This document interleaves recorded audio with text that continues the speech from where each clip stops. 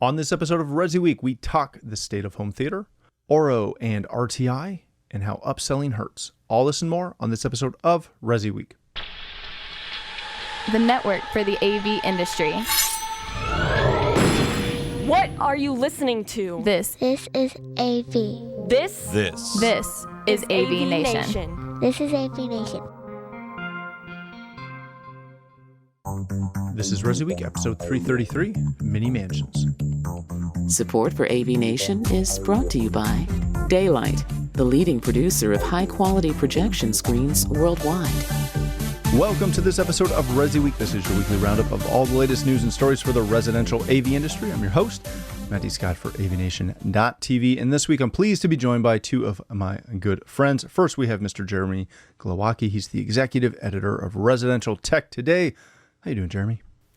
Doing great, Matt. I can't believe you've had me back again. Like, what do I have to do wrong again to get back to get on that list of no invites?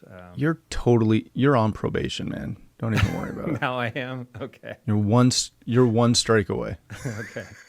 Good to know. I'll be. I'm not sure which way I want that to go. So let's see how this all turns. Exactly. That's the problem, right? I love it. Next, we have Mr. Steve Greenblatt. He's the CEO of Control Concepts. How you doing, Steve? I'm doing great. Thanks for having me. Thank you for being here.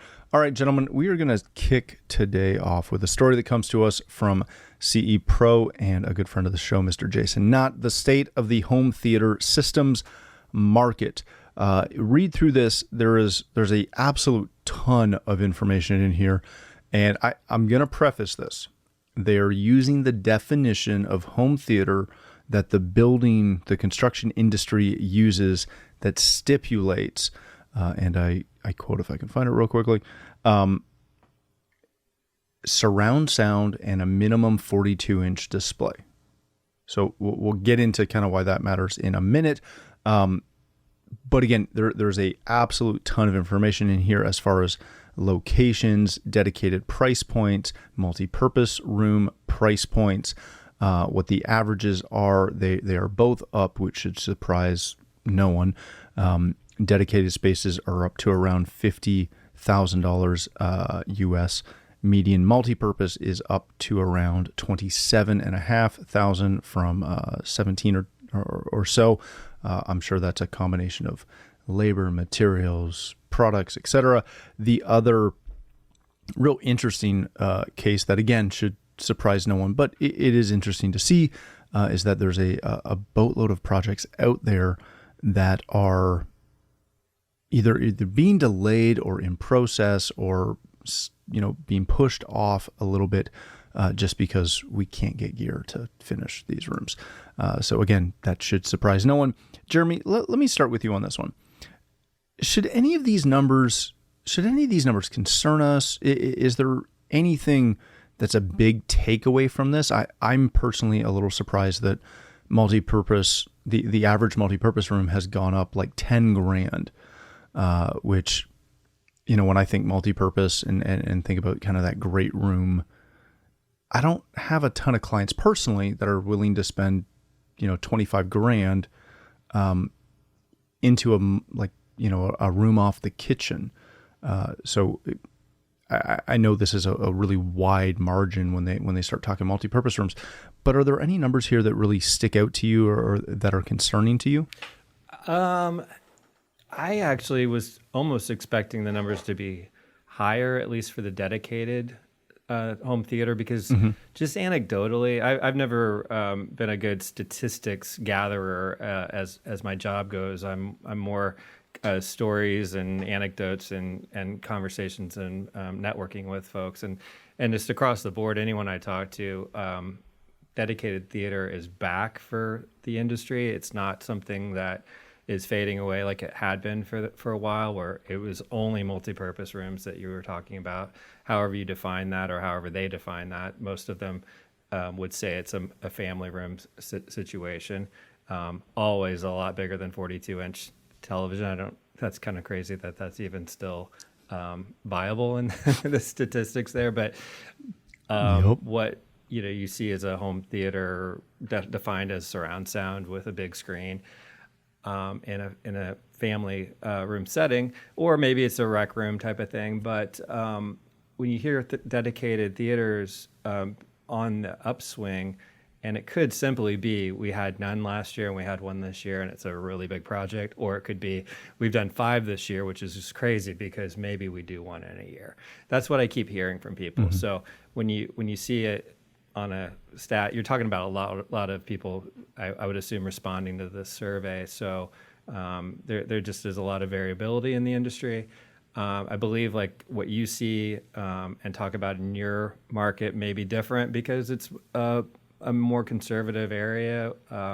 You talk to someone in one of these crazy markets, like a Florida or Texas or somewhere where they just spend some big time bucks on a mini mansion, then that makes a lot of sense on the number side. But I would say almost like I'm expecting bigger numbers at least on the dedicated side. But it is interesting that you've got to put in perspective that they just can't finish the projects.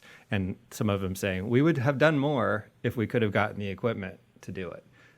So there's just a lot of stuff on hold or in process, like you said, or process, as you say, actually. my Canadian friend, yes.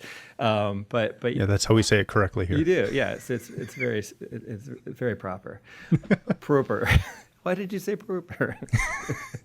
Anyway, so yeah, proper. We say properly.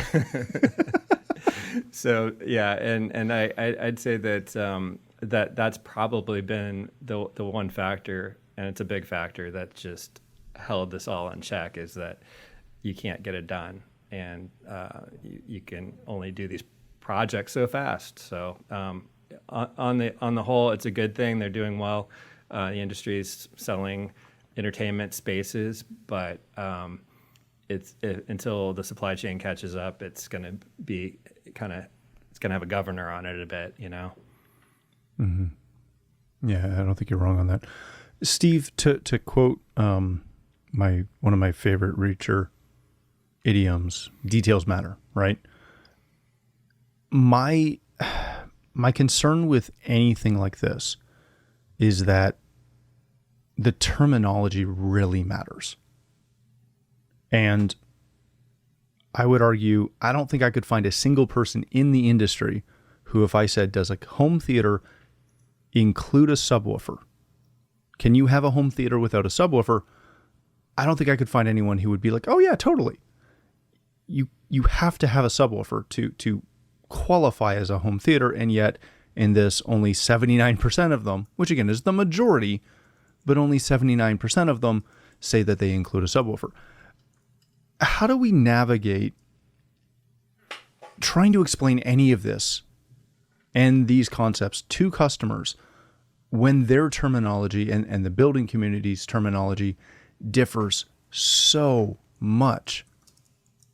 A dedicated theater space, again, using their numbers and their things here, at $50,000 could be a Staples projector and a pull-down screen and like a couch, right? Like, which anybody in the industry would look at that and be like, sure, technically, but no, that's not a dedicated theater room. Is that just us being super uppity? I think you bring up a good point in that we need to make sure that we understand that we are not speaking to our clients in terms that we're used to, but we need to speak to the clients in terms of what they're used to.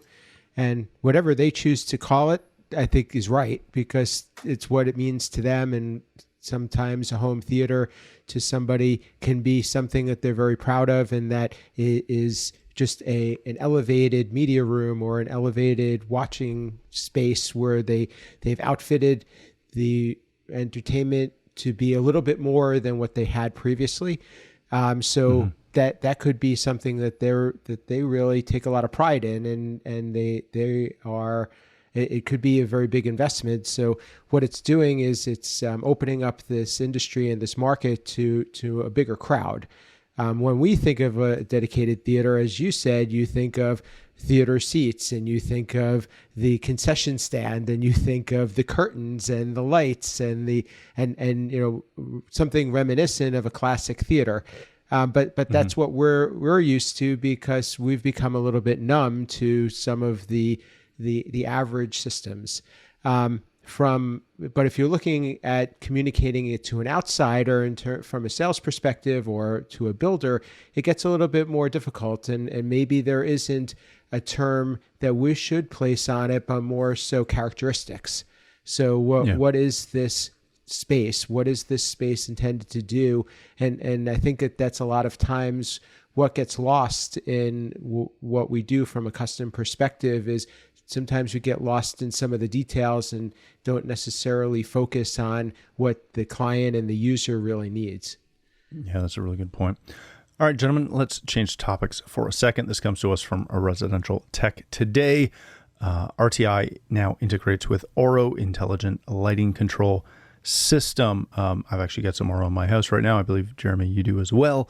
And it's great for me because I'm an RTI house. So we can now control both control Orro from RTI, but also control RTI from Orro, which I think is a really big part. Read through the article. It covers a lot of the built-in stuff. Our friend PG, Patrick Gall, comments a lot about how this is kind of one of their most requested integrations to get it working with RTI. Steve, I want to start with you on this one. One of the coolest factors of Orro is that it can really serve easily as a control for multiple other subsystems, right? It's not just the light switch that goes in the wall, turns on the lights, and then you can control that from your control system. You can, from an Orro, control Sonos, control your doorbells, control a lot of other things from that little touchscreen. How important is bi-directional control, easy bidirectional control, right? Multiple inputs to end users versus just to us. Is a lot of this kind of feature set one of those things that we do because we can, or is this something that customers, end users are really looking for?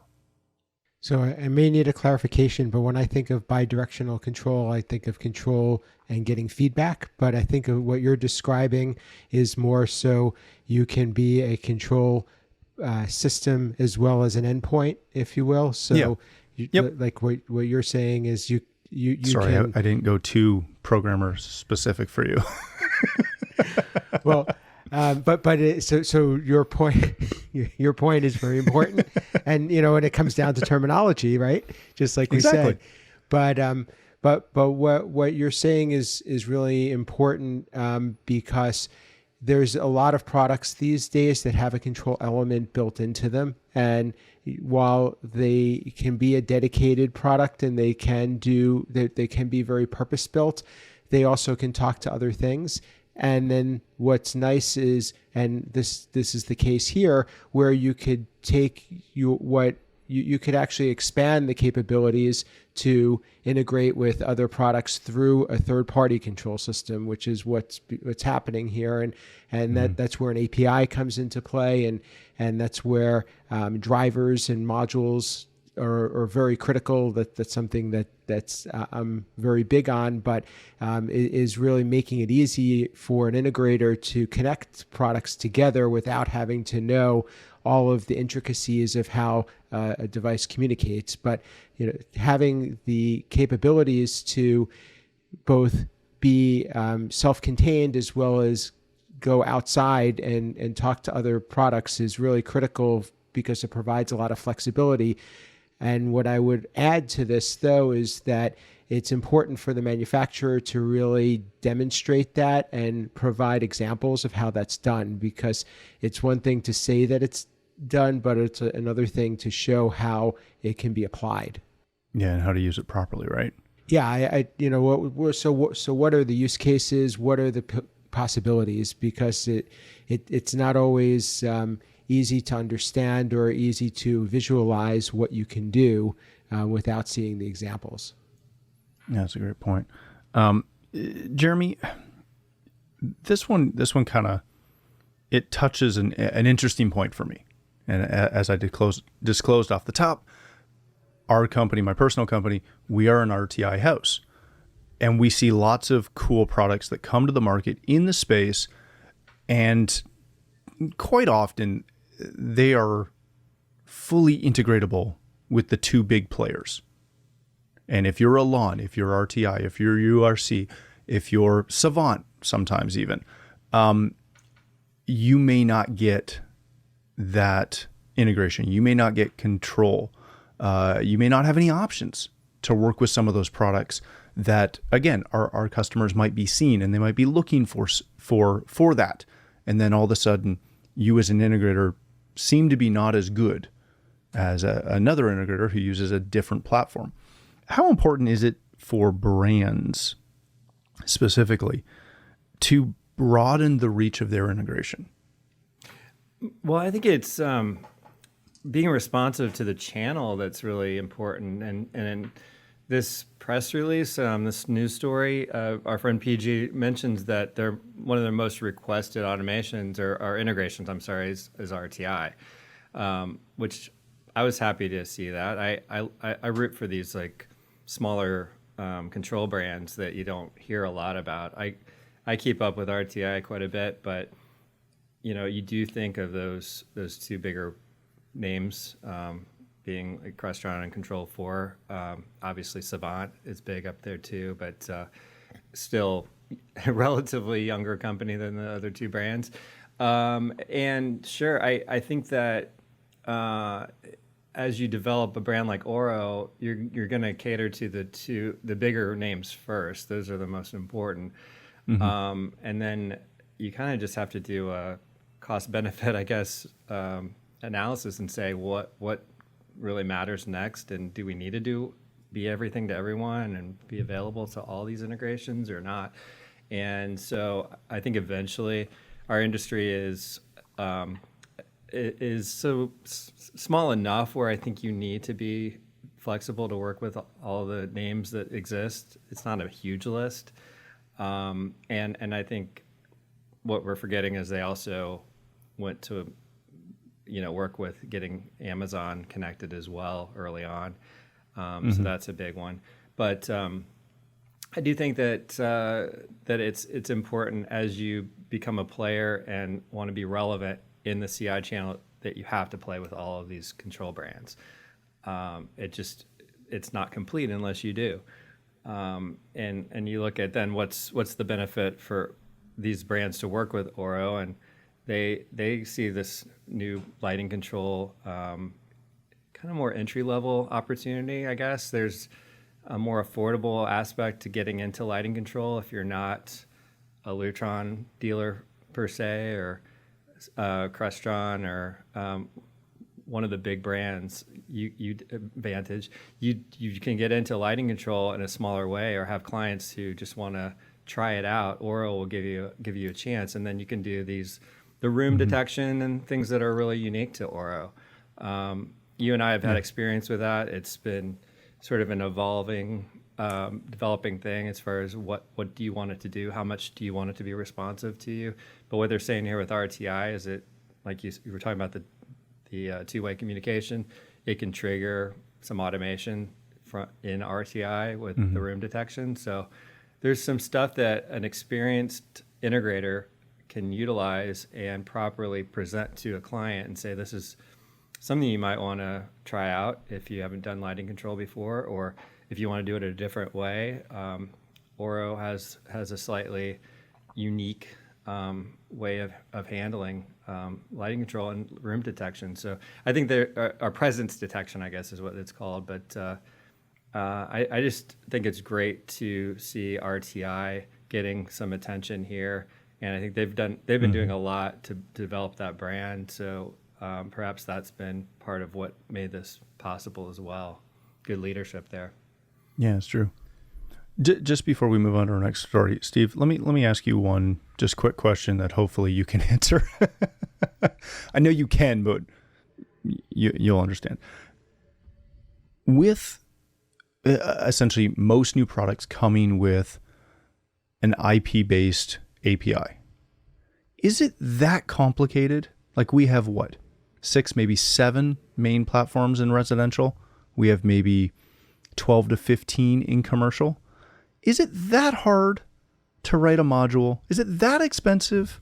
Because that is what we always, and this is why if you don't want to answer it, it's fine. But that's what we always hear from manufacturers, is that it's really expensive. It's so hard to develop an API. We did one for these guys because they're big, but for those guys, it's really tough. Okay, so this is something that I could talk about for a lot longer than we have today, and I'd be glad to. So if anybody wants to reach out to me, we can. So there's a few criteria that you have to look at. One is that a lot of the platforms are configuration based, right? They're made to be easy for somebody to put together, which requires a lot more lifting, and a lot of the difficult programming goes on behind the scenes. And a lot of them depend on specific device types that you have to fit into a mold. So, and I don't want to single out manufacturers, but some of them very much depend on a product fitting into a particular device type, so that you can easily swap those devices out, and you can bolt them in because they have a common feature set. And the difficulty is that not every product all easily aligns with what that feature set is. So it can be a challenge each time. You would think that once you work with the API, you have a lot of it figured out, but the couple things that you're working with that are different are the language that you have to write in, and what the requirements and the boundaries of the control platform define for you to have to fit into. And then the last part is, you mentioned about network control. Security plays a very big factor. So if you have to worry about secure communications, that could make or break whether a product works with a particular control platform, that's a even deeper conversation. But this is an area that my business specializes in, and we live quite often. And I'm glad you asked this. But it's and sometimes I'm even amazed when I hear from my developers the challenge that we have to face when we're working on taking one product and making it work with several different control platforms. It seems like it should be easier than it is. Yeah, that's good to know. We should totally do a deep dive on that at some point. Anytime. Mitchell, make a note. All right, let's hit our last story of the day. This comes to us from Residential Systems. Unfairly maligned. Every trade upsells to their clients. It's fairly acceptable, but CIs continually get knocked for it as if we're price gouging, which we might be. I don't know. No, I'm just kidding. We would never do that. Jeremy, this is one of those articles that I want to agree with, but I also want to hate all at the same time, because I totally get it, and then I get frustrated that I totally get it, because we do. We're always we always seem to be the last ones, and you never see or hear the pushback over the countertops in the kitchen, right? To go from like a basic Corian to some stinking like Brazilian granite that it was ridiculous to bring in, and they had to put it on a plane, whatever it is, and all of a sudden the countertop price quadrupled, and that was perfectly acceptable because it has that one nice little vein in it. But trying to get an extra set of speakers so we can officially hit the home theater as defined in the first story, all of a sudden we're the bad guys. Is it the fact that we as a channel are not part of the initial, like we're not part of the builders group of people typically, right? We're like an add-on. Is that the big issue? What's going on? Yeah, I mean, over the years, the story has always been get to know the architect, get relationships with builders, get in early on these projects. And some integrators, I'm sure, have been able to do that. I do think that the more you become part of the infrastructure of the home, the better you have a relationship early on with that client and are seen as an important ingredient to the build process. Early on, maybe that was structured wiring. Now there's so much Wi-Fi, wireless that you may not have that opportunity. Lighting is the new one to me. I hear the folks, the integrators who are getting into being able to specify lighting fixtures. And I know you and I talked about the challenge of working, not alienating or annoying or really angering the electricians in this process, but there's a way to do that, and the right way to do that. It involves a little bit of money and the proper hand-holding through the process. But if you're able to sell the fixtures in the home and present a value beyond what the builder grade lighting is going to be and the design of that lighting is going to be, then you are earning your client's trust early in the project. You're showing them a way to improve their home in ways that they didn't even realize were possible. And it doesn't seem as much like just toys. There's a chance there that AV is just like a frivolous expense to one or the other homeowner, if it's a couple or whatever. They may really wish they had a better sound system later, or maybe they don't even realize that that's something that they could have had because it just wasn't sold to them the right way. They've never experienced it. I talked to a local integrator here in the central Indiana area, and they said that they sat down with a client and went over blueprints for a lighting design, and their client actually said, this is the first time we felt really excited about our building project, our home project. Not even the countertops got them excited. They were just seeing their home as a final thing, like, here's the way the lighting is going to accent this part of your home, and this is the way lighting can bring, attention to this area where you're going to have artwork or whatever it is. And the dealer was super excited about the response from the client. Like, this is exactly what we want to have happen. And I don't know how often that can happen, but just because they're literally looking at plans with the client, like they are elevated to that architect level, that builder level, because they're putting things down on paper in a way that just is super professional, and it helps put it all together for the client. And they're also experiencing the lighting in a showroom, and all of that as well. It helps to experience any of the systems that you're putting in the home.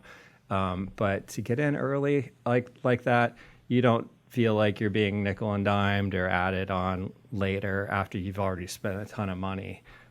That's just such a key to the whole project. Steve, we see this in residential, obviously. We see this in commercial a lot too. Granted, there are examples like Jeremy's where it's changing a little bit. What can integrators do to try and alleviate some of that, while still providing an opportunity to upsell? Because let's be fair, most people, again to Jeremy's point, they don't know what they can do because they've only maybe seen a small portion of what it is that we as an industry actually do. So it's a little bit different on the commercial side, because these days we're selling or we're working with AV professionals on the client side, and they're a much more educated client. They can speak the language. They're involved and invested in the industry. So there's a better understanding and more of a check and balance there.